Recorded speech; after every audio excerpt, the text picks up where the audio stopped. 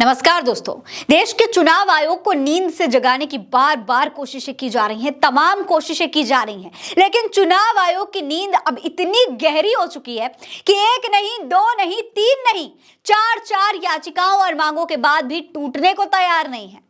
दोस्तों, हालात ये हैं कि वोटिंग के बाद कितना फीसदी वोट डाला गया, ये तुरंत जानने के लिए अब सुप्रीम कोर्ट जाना पड़ रहा है। सुप्रीम कोर्ट में याचिकाएं दायर की जा रही हैं। इस याचिका पर अब कोर्ट 17 मई को सुनवाई भी करेगा, यानी कि अब चुनाव आयोग को कोर्ट में घसीटा जाएगा। कोर्ट में जवाब देना होगा चुनाव आयोग को कि आखिर ये आंकड़े जारी करने में आपको इतनी लेट क्यों हो रही है। ये सवाल सुप्रीम कोर्ट चुनाव आयोग से पूछेगा। दोस्तों, आपको बता देते हैं कि सुप्रीम कोर्ट के जस्टिस संजीव खन्ना की अनुयायी वाली बेंच के सामने याचिकाकर्ता एसोसिएशन फॉर डेमोक्रेटिक रिफॉर्म्स यानी कि एडीआर के वकील प्रशांत भूषण ने यह मामला उठाया है और कहा है कि मामले की अर्जेंट रूप से सुनवाई की जाए, यानी कि तुरंत के तुरंत इस मामले पर सुनवाई की जाए। आपको बता दें कि इससे पहले अपनी एक रिपोर्ट में हमने आपको बताया था कि ये जो नॉन पॉलिटिकल ऑर्गेनाइजेशन है, एसोसिएशन फॉर डेमोक्रेटिक रिफॉर्म्स यानी कि एडीआर, इसने सुप्रीम कोर्ट में याचिका दायर करके चुनाव आयोग के काम करने के तरीकों पर सवाल भी उठाए थे।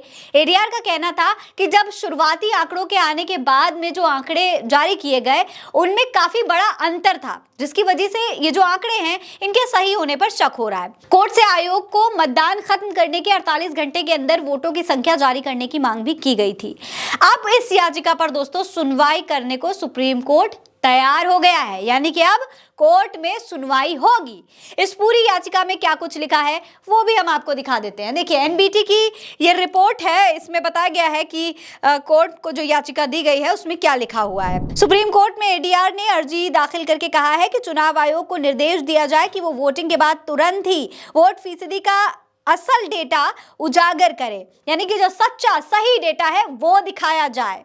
इसमें कहा गया है कि लोकसभा का चुनाव हो रहा है और चुनाव आयोग वोट फीसदी का डेटा वोटिंग के कई दिनों बाद बता रहा है। पहले फेज का चुनाव 19 अप्रैल को हुआ था, लेकिन उसका फाइनल डेटा 11 दिन बाद आया। दूसरे फेज का चुनाव 26 अप्रैल को हुआ था और वोटिंग का डेटा 4 दिन बाद आया। साथ ही याचिका में यह भी कहा गया है दोस्तों कि जिस दिन वोटिंग खत्म हुई उस दिन के डेटा और फाइनल डेटा में 5% का अंतर हुआ है। इसके अलावा यह भी इस याचिका में कहा गया है कि इस तरीके से देरी से डेटा आने से चिंता हो रही है और लोगों में डेटा की सत्यता पर संदेह पैदा हो रहा है, यानी कि शक पैदा हो रहा है कि ये डेटा सही है या फिर नहीं सही है। इस तरीके की चिंता पर विराम लगाना जरूरी है। वोटरों का विश्वास कायम रहे, इसके लिए चुनाव आयोग को तुरंत वोटिंग का डेटा पब्लिश करने को कहा जाए और फॉर्म 17C पार्ट 1 वोटर्स के नंबर जो पोलिंग स्टेशन पर होता है उसकी स्कैन कॉपी चुनाव आयोग अपलोड करे। दोस्तों, ये पूरी मांग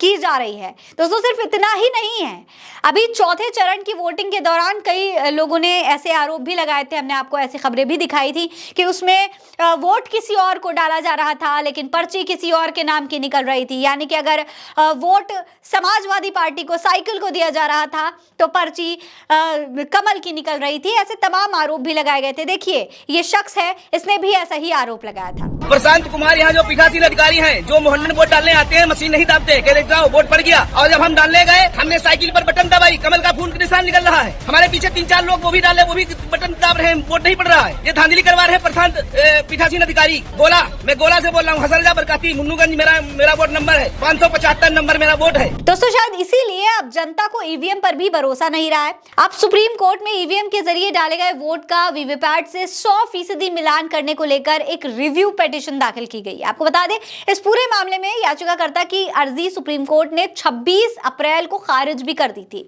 जिसके बाद सुप्रीम कोर्ट के फैसले के खिलाफ ये रिव्यू पिटीशन दाखिल की गई और एक बार फिर से इस पूरे मामले पर गौर करने के लिए कहा जा रहा है। ये तमाम मामले सामने आने के बाद अब सवाल यह है कि आखिर ये संदेह दूर कैसे होगा। तो दोस्तों, इसके लिए आपको कुछ दिन पहले के मामलों पर गौर करना होगा। दोस्तों, वोटिंग के तुरंत बाद कितनी फीसदी वोटिंग हुई उसका डेटा पब्लिश किए जाने को लेकर विपक्ष जो है चुनाव आयोग के सामने पहले भी ये मामला उठा चुका है। दरअसल हर बार ऐसा होता है कि मतदान के बाद जो है तुरंत ही चुनाव आयोग वोटिंग का डेटा जारी कर देता है, लेकिन इस बार ऐसा नहीं हुआ। चुनाव के पहले चरण के लिए निर्वाचन आयोग ने वोटिंग के दिन यानी कि 19 अप्रैल को एक प्रेस नोट जारी किया था। इस प्रेस नोट में कहा गया था कि शाम 7 बजे तक अनुमानित वोटर टर्नआउट जो है वो 60% से ऊपर रहा है, यानी कि एक अप्रॉक्स डेटा बता दिया गया।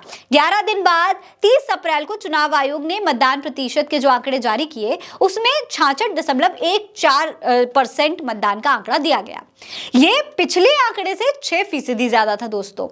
सोच सकते हैं आप कि कहां 60% और कहां 66%। दूसरे चरण के लिए इलेक्शन कमीशन ने मतदान के दिन यानी कि 26 अप्रैल को जो आंकड़े जारी किए गए उसमें शाम 7 बजे तक के लिए यह बताया गया कि 60.96% मतदान हुआ है, लेकिन 30 अप्रैल को जारी किए गए प्रेस नोट में इसे संशोधित करके मतदान प्रतिशत के जो आंकड़े थे उसे बढ़ाकर 66.71% कर दिया गया। यानी जो अनुमानित आंकड़े वोटिंग की शाम जारी किए गए उसमें और जो 10 दिन बाद जारी किए गए उसमें 5% से ज्यादा का अंतर था दोस्तों।